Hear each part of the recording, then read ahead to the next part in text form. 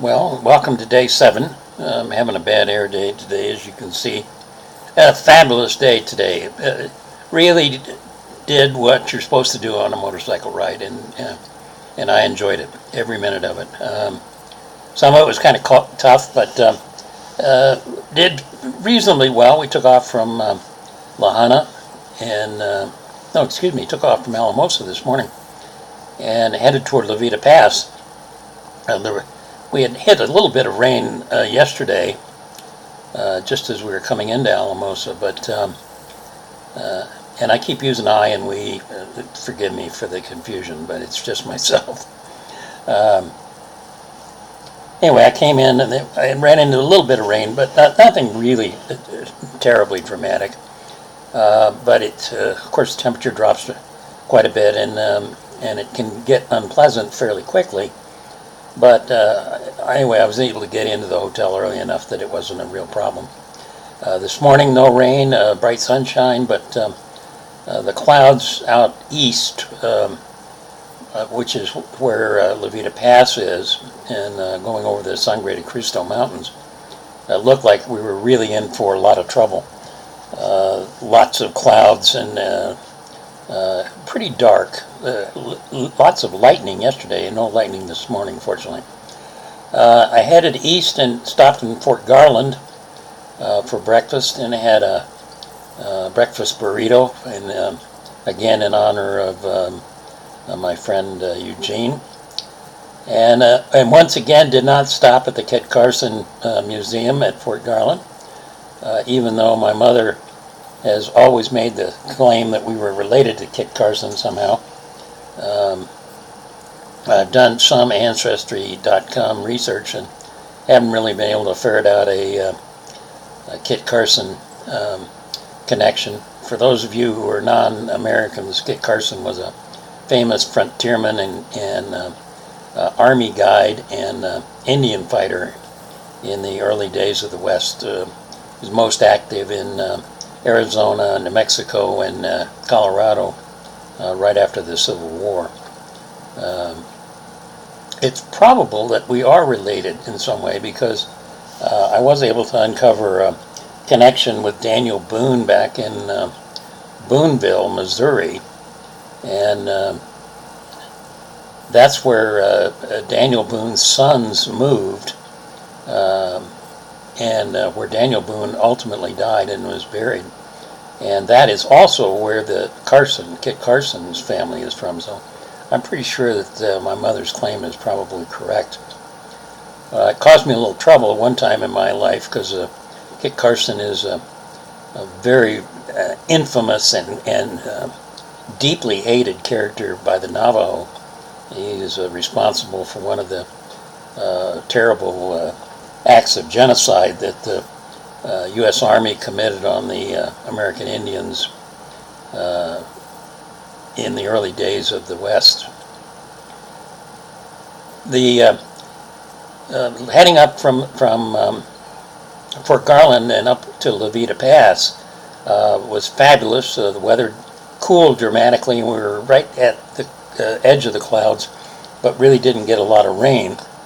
When you get to the top of the pass, which is not very high, probably around 8,500 or so, there's a little town called La Vita, and there's a road that I had not been on before that runs due south out of La Vita about 50 miles over another pass and then drops down through a valley and ends up in Trinidad, Colorado at the base of the foothills.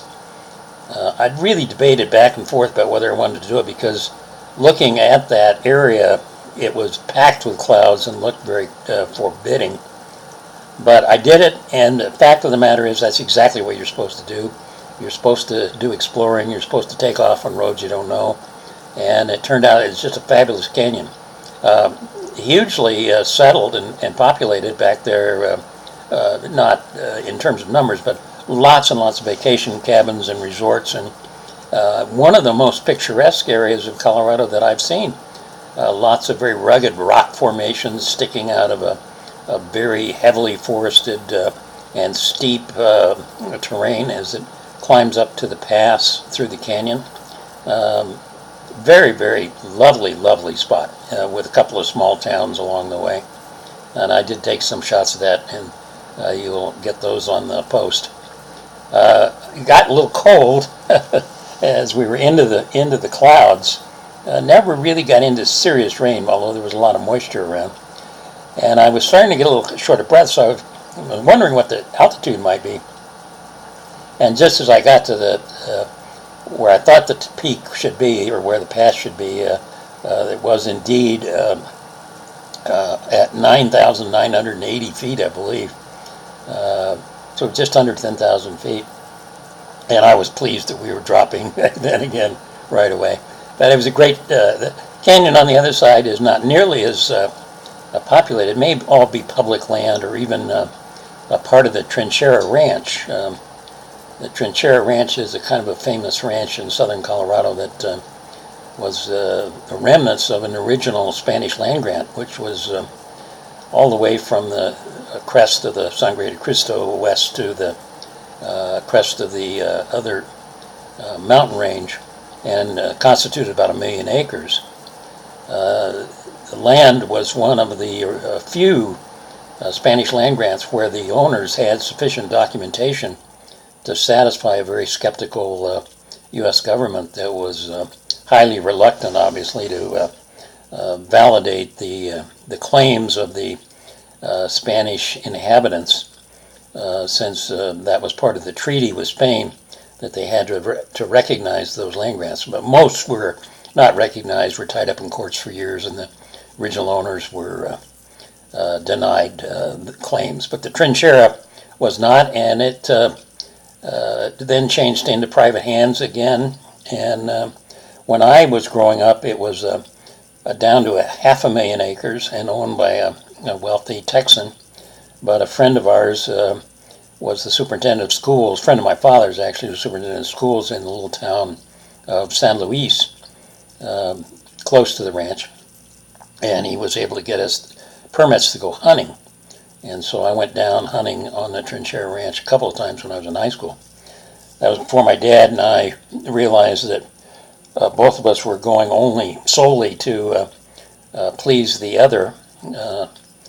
I told my dad, well, I only go hunting because I think you enjoy it so much. And he said, well, I only go because I think you enjoy it so much.